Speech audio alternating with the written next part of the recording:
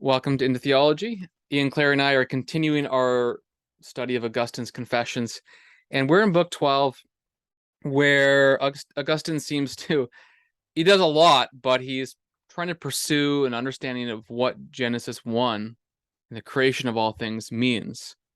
There's a lot here. I don't even want to try to summarize it, so why don't you just read where you wanted to read? Yeah, lots going on. Part of these books that come after his kind of like narrative of his own life story. Now you've got these ones where you're dealing with memory, time, and now creation, and they all kind of like fit together. And it's like he's like going deep into his ability to like understand and remember these sorts of things of his life. And then how does that actually work in relation to God's timelessness, that we can actually know things? And now he's getting into like creation stuff where, the book of Confessions itself begins with, the heart is restless, it needs to find its rest in God.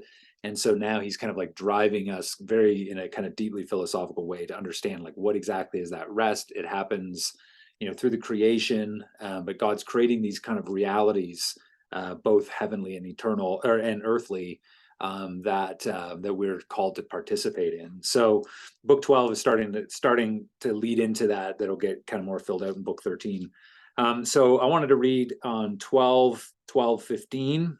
So in the Loeb edition, it's page 275 or 279, and it's here where he's kind of like, Augustine's going to like explain how God is like framing these various created realities.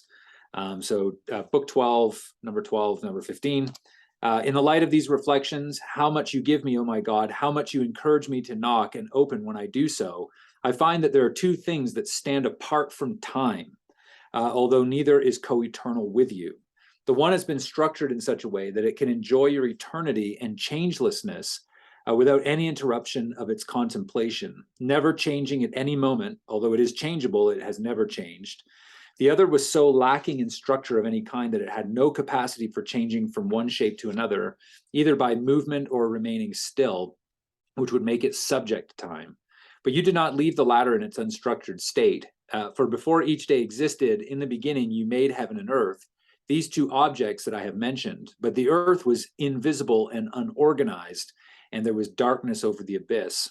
These words introduce the concept of lack of structure in such a way that they incorporate bit by bit any people who cannot conceive of any total absence of shape without ending up at nothingness. From this, the second heaven and the visible, structured earth came into being, and water in its beauty, and whatever is recorded next as being made within the passing of days in the making of this world. Then the nature of these things is such that they are subject to the progression of time, according to the changes of movement and shape that have been appointed to them. So he's saying God's created this reality. There's this one sort of sphere that he's going to call the heaven of heavens, that is not in and of itself unchanging or immutable, but it doesn't change because of its relation to God and its participation in God. This is like the realm of angels and intellect and things like that. But then God also creates a heaven and earth here that is visible through the creation account that Moses is going to give to us in Genesis chapter, the very opening verses really of Genesis chapter 1, the formlessness, the void, God now giving structure and shape to these sorts of things. So he's like articulating this whole framing of reality that is going to be super influential on somebody like Dionysius the Areopagite, and like the medieval period, Thomas Aquinas. Dionysius died in like 90 AD. Yeah, that's right. It must be. What are you talking about? Yeah, I don't even know what you're talking about. I think it's probably worth noting that he's reading Genesis 1, so it might be worth just reminding people a couple of those verses that he's looking at, because what you just read, it's a contemplation, it's a reflection that comes after a long meditation of Scripture. So the really basic idea is in verse 1 of Genesis, you read, in the beginning God created the heavens and the earth. So everything seems to be created, and yet we know, according to verse 2, the earth was without form and void. That's what he's getting. It's shapeless. And darkness is over the face of the deep, the abyss in Augustine's language. And the Spirit of God was hovering over the face of the waters, which is where the abyss is. So there's something that's happening here. There's no shape, there's no light.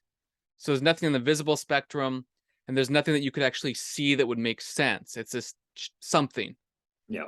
And yet, when you start reading, for example, in verse 2, God begins to shape this matter into something else.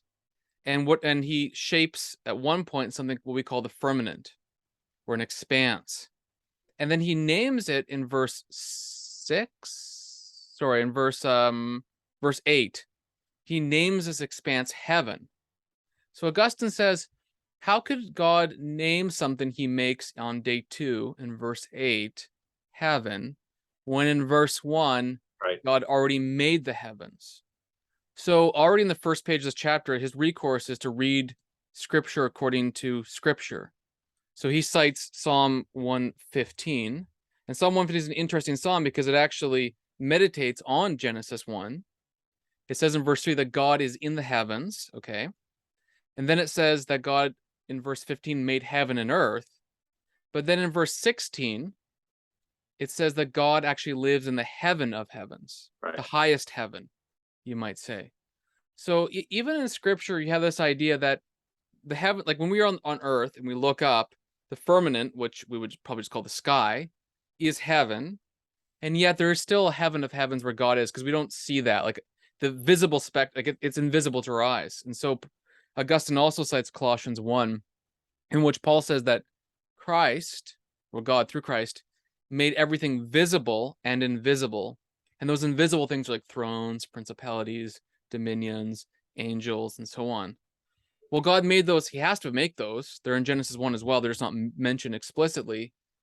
But Augustine thinks in verse 1 they are implied to be the first heavens created. Yeah. And then verse 6 is the visible heavens that we see. That was initially unformed and then gets formed in verse 6, 7, and 8. And we call that the firmament, the thing that's above us when we're on earth. Yeah. Was that clear enough? Okay. I think that's exactly what he's doing. I mean, he's he's writing with like a bunch of different contexts in the back of his head too, right? So he's got the Manichaean issue in the background that he's wrestled with throughout the Confessions, right? That God is like got a physical being. He's not the ultimate creator of everything. That matter is evil, and then this material universe has kind of always existed. He's also probably got in mind Plato's Timaeus, right, where universe is eternal, but then the demiurge kind of takes that kind of eternal matter and then forms it into something.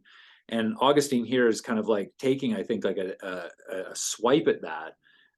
He's got a doctrine of creation out of nothing. So God creates all of this. It might be worth just quickly pausing. He frequently says that God created de nihilo. So not ex nihilo, but it's the same meaning. It's just different preposition. He says at least 2 or 3 times, probably more, that I noticed. Yeah. So he gets into it with the whole stuff on time that we looked at, right? God doesn't create by time. Like he creates time and then uses time after its creation to do other creative acts. But he doesn't believe that the universe is like made up of like a formless matter. So God has to kind of create form first. So you get the language of form all over the place.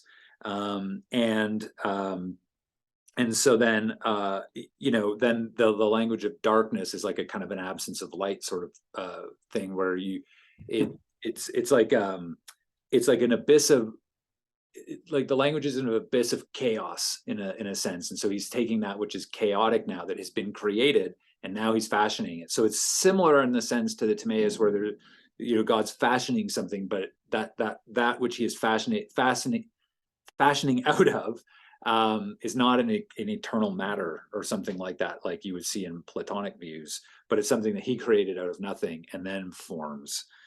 Brings form to the chaos. Can I mention 2 pieces of context that fill out what you're saying a little bit? Yep. So Augustine will also argue, look, the light comes and the shape comes. These things are representative of being closer to God, and unshaped and dark is farther away from God. You kind of already see this. That's why it becomes very good on day 6 once it's all done. This is the same logic in Leviticus, that what's holy or pure is life-giving. What's unholy or impure is death-giving. And if you touch dead things, you go outside the camp, right? If you touch things that are life-giving, you come closer to God. Second context is like Augustine's not saying anything unique. Like there's a genre of writing in the early church called the Hexameron. that Basil has one in Basil and Gregory of Origin. Nyssa. Well, Gregory I don't think writes his own, but he has a whole thing on creation. Yeah. It's really common, and this what Augustine's arguing is not weird, and actually he's right. What the text says. Yeah. It's just sometimes where we almost like tame the text to the point that it fits all of our sensibilities and ways of talking. But it's obvious. I mean, Paul's like, look, there's an invisible and visible created order. And Christ, God, through Christ, the Word, let there be light, also said, let there be angels, let there be thrones, dominions, and powers. That's right there as well. Just because they're not delineated in days 1 to 6 doesn't mean they're not created as well, because other scripture says that's true. It's just Augustine's trying to meditate on what's actually going on in Genesis 1. Yeah. You have to, like, how do you account for it, right? Like, what he's doing is he's asking all the obvious questions. It's like, we read Genesis 1 as just the creation of the heaven and the earth in terms of sky and land, where we live. But like, I mean, if that's the moment where everything starts with that first let there be, well, and angels in the angelic realm is created as well. It's not physically created, but they're created intellectual substances, soulish kind of things. And so where do we find those creation of those things? They have to be somewhere in the opening verses of Genesis chapter 1, right? He talks about this in 12, what is this? 12, 11, 12, where he talks about how this kind of like vaulted sort of heaven of heavens, it is this sort of place where the angels kind of are. I don't think he uses exactly the language angels, but it's kind of, I think this is what he's getting at. He says, yes, indeed, your voice has sounded strongly to my inward ear, saying that not even that created domain of yours, of which you are the sole delight, is co-eternal with you. So with unswerving purity, it drinks of you. So it's like participation language, and nowhere vaunts itself, nowhere. You are always present to it, and it cleaves to you with utter devotion, having nothing in the future to await, and not consigning what it remembers to the past. It is always untouched by change and never diverges into any space of time. Oh, how blessed a creature, if there be such, blessed by its cleaving to your blessedness, blessed by your continual indwelling in your enlightenment. I can find no better name to call the heaven of heavens belonging to the Lord than your house, which contemplates your loveliness, without the blemish of abandoning it for something else. It is the pure intelligence of holy spiritual beings, hence angels, who are the citizens of your city that is in heaven, above this visible heaven, harmoniously at one upon a foundation of peace. So God's created this heaven of heavens. It's now his abode. It's like a creaturely heaven of heavens. It's unchanging only because God's there and it's participating in God. And this is where these minds are, these angelic beings that are contemplating God. So you almost hear the Neoplatonist language here of nous that's contemplating itself, or mind contemplating itself. He's like, here it is. It's actually the heaven of heavens, and those minds are, not necessarily forms or ideas, but they're the actual angelic beings grounded in this kind of creaturely wisdom or mind that's thinking about and contemplating God all the time in a state of sheer blessedness. And then that's what we, through the soul, will enter into. That's that kind of rest that he's looking for. It might be worth too just noting just a few just Bible verses that help to kind of show Augustine's not making this up. Just for example, Psalm 102, 25 through 27 says that both God shaped and made the earth and the heavens, but they're going to be rolled up and disappear. Well, if heaven is where God is, and we know the angels are not going to disappear, right. Heaven's not so it's obviously not the heavens that God made with his hands that Psalm 102 talks about. It's the heaven of heavens that Psalm 115 says. Secondly, okay, this invisible stuff you're talking about, well, Bible's pretty clear on this. Like Psalm 104:4, I believe, says that angels are wind and angels are fire. And John Calvin will even interpret this as being that the angels are the causes of those effects. And this is like completely normal in historical Christianity, that wind and fire, like all the elements that you see, they have material causes, of course, but there's a sense in which the way in which God orders reality to hold together has invisible causation as well, and those are what angels do. So angels are, like, when we talk about causes, like what caused this and that, medieval Christians and even John Calvin and others was as angels. Now, angels are causes, but you got to think through this. It's not in the way that it's not in material causation, like that is preserved. So scientific causation completely observed by Christians. But the point is that God, behind all those things, holds all things together by the power of his word. Hebrews 1 says, for example. How does that happen? Well, it happens through his ministers, for flames of fire and the winds and things like that. In fact, the Psalms say that God is not even a cow doesn't even give birth unless God's voice causes it. Yeah. And what's his voice? What's his word? Logos. The logos. So, anyways, my point is saying that Augustine is actually very biblical, even though he's using the idiom of his day, which is unfamiliar to us. Yeah. It's not because he's being unbiblical. It's because we're not biblical enough to understand what he's talking about. That's right. There's go on, sorry. Ahead. No, you go for it. I would say there's lots of really cool things in this. There's two matters. I know that we all have different time limits, but there's two things I'd love to touch. One would be on Augustine's view of people who are overconfident in identifying the mind of Moses. Yeah, I was just gonna go there. So I'll just give you a summary, but there's a really interesting thing here. Let me just find this where he says, it's in I don't know what Moses. Sorry, what? Are you talking about 2534? Well, just above it, at the top of that page, actually. Page 350 in the Loeb. Yeah, 313 in Loeb, 2533, I guess, is where it would be. Oh, okay, I see. He says something so insightful that it took us until about the year 2015 to figure this out. Meaning, at the very top of the page, he says, I cannot likewise see in Moses' mind that this is what he was thinking. His point is, I don't know what Moses' conscious thought was. Yeah. Now, in the 20th century, virtually all biblical scholarship, and this is new and old at the same time, said, what was the conscious intent of the human author of the text? And how do you know that? Which becomes hilarious when you read a letter like Philemon, which is like whatever 27 verses. Like, how do you know what Paul was intending? Like, I barely even know what you're intending. I mean, I think that you probably think I'm a handsome, dapper fellow, but that could be self-delusion, right? The point is, you can only know what Paul said by his words. Right. And this was a huge push in scholarship, and is basically the psychological Freudian stuff, where you thought you could get into the conscious, and you don't know. You have no idea. And no one really knows exactly, except for the Lord.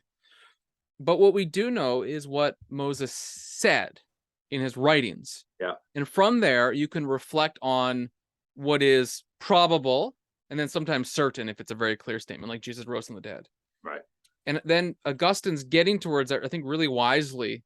It's almost like we should have been reading him instead of 20th century German critics, almost. Oh, geez. Gee willikers. There are certain people who think, though, they can know exactly what Moses said, what his conscious thought was. And on the next page, he talks about them. Let me just read this. This is actually, he's a little bit sarcastic. So at the bottom of page 313, which is of 2534, at the very bottom of the page, he says, they say this, next page. Yeah. To me, not because they are godlike and have seen in the heart of your servant Moses the things that they say, but because they are proud and do not know Moses' view and love their own instead, not because it is true, but because it is theirs. And he goes on to say that their presumption betrays arrogance, not knowledge. It's born of pride, not vision. What he's getting at is, like, some people, I'm going to summarize, and you can look at it and give specifics. It seems to me that he's saying something like, some people are so confident in their own view and their ability to identify Moses' conscious intent that they're just not humble, and they're doing something which is nearly impossible, given like how tiny, like the biography of Moses' life is like virtually nothing compared to how we know most people today, and we can barely understand the conscious intent of Abraham Lincoln. We have tons of writings around him, right? You only know your wife's intent because you live with her, and you begin to get it. But sometimes you're like, what are you talking about, right? And it's like a great mystery. And that's why we need the Spirit, because we have the mind of Christ, and Christ is the ultimate author, anyways. But okay, yeah, give some specifics here, because I know you're thinking about this as well.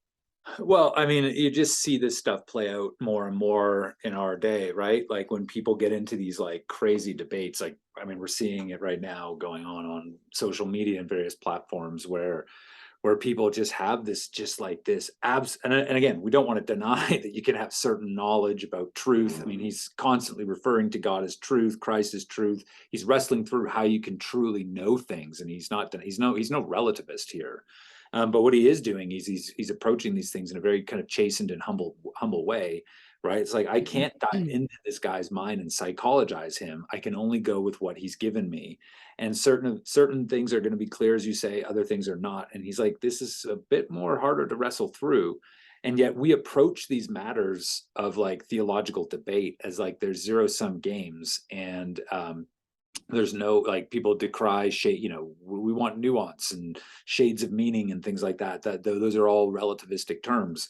But it's like, then we just apply everything with like this hammer that's black and white, and we not only are we hammering the text, but we're hammering anybody else who doesn't hold to exactly the same line of reasoning that they might hold to, right? And it's a matter of pride, because I articulated this, I figured this out, this is my interpretation, and if you are in any way going to challenge that, then the issue isn't really an issue of truth, it's an issue of my ego.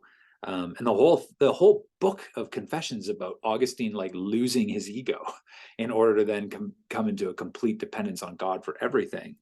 And he says, oh my God, this is on the bottom of 317, 2636.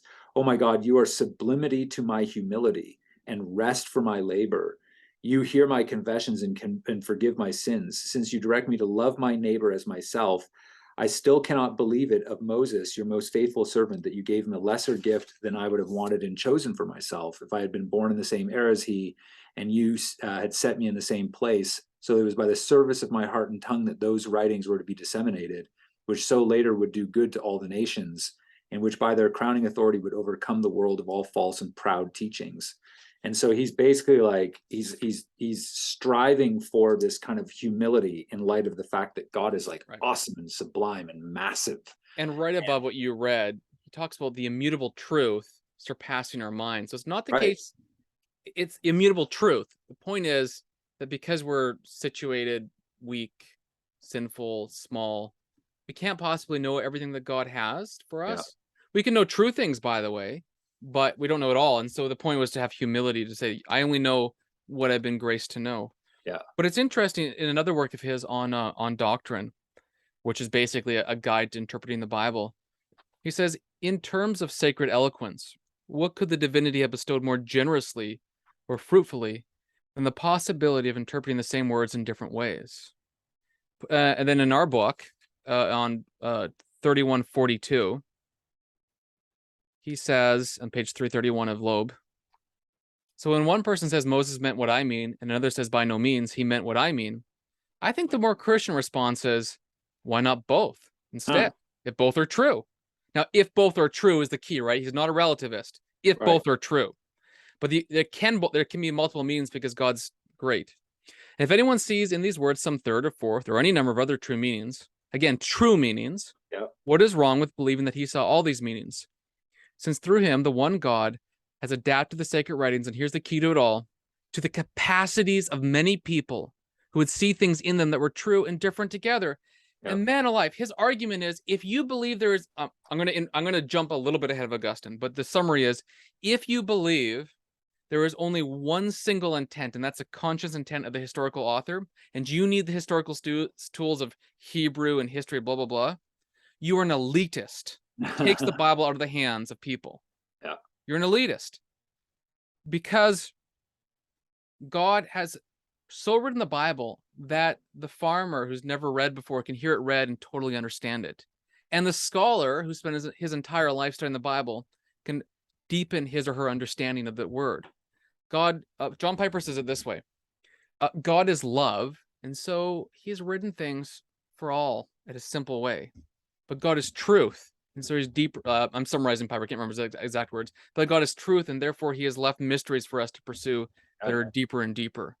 This is like a basic part of Christianity that the German liberals co-opted and said, single intent, historical meaning, and the evangelicals drank the Kool-Aid. Yeah. And therefore denied the Bible for the average person. Because here's what happens, they all try to say, well, you can do it yourself. All you have to do is dedicate 25 hours in the study to understanding the text. And then the single mom says, What does the pastor say? Yeah. No, she can understand it. This is why when an 82-year-old grandma who prays every morning for people in the church reads Jeremiah, and Jeremiah says, I have plans for you, plans for good, not for evil, and she thinks it's for me, she's right. Yeah. And if you say, no, the history, it's for Israel, not for us, you're wrong. Or at least you're both right, is the better way to put it. You're Right. both right. Yeah. If you're stressing one meaning against, If you're saying that exclusively to the other, yeah. Sorry, Yeah. that's more you're both right in different Right. ways. One is the original audience, and one is the extended meaning by means of typology and the character of God. Yeah, people think a lot. Evangelicals today think that stress on if we could put it this way, the first sense of the fourfold sense, which is like a historical grammatical interpretation. The assumption is that the Reformed tradition, they're the ones who captured the literal reading of the text from those awful medievals or those awful patristics, and then that's why we have commentaries today. It's why we do exegesis. It's why we do expositional preaching. But it's actually not true. Anabaptist propaganda. Well, you can see in the Reformed tradition that they recognize multiple senses of Scripture. You see in the medieval tradition and in Augustine the stress on the historical, not to the neglect of the other three senses. And it is, as you say, it's a result of this kind of the reformers scientific. The reformers rejected the fourfold perfectly organized. But what they didn't reject was the deeper spiritual meaning. I mean, I just finished Zanchi on spiritual marriage. It's this whole thing about the mystical meaning of Scripture. I mean, Paul says the rock was Christ that followed Israel. Yeah. What, or like are Galatians you kidding? 4, like these mountains. Allegorically speaking, he even says it's an allegory, but you don't have to use that word. It's just the rock was Christ.